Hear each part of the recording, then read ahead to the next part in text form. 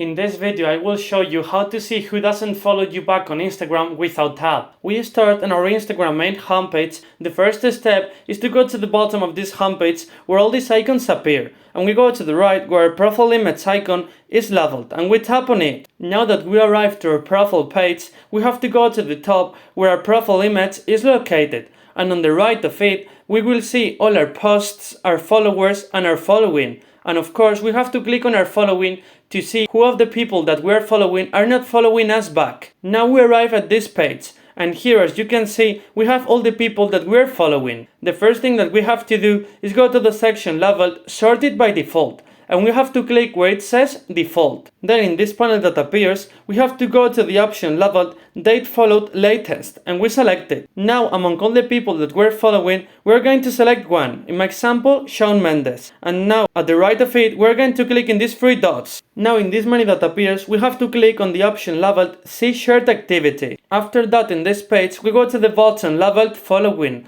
and below that, we will see the text Shawn Mendes doesn't follow you. So we just have to click on the following button, and as you can see, we have unfollowed that person. And that's it.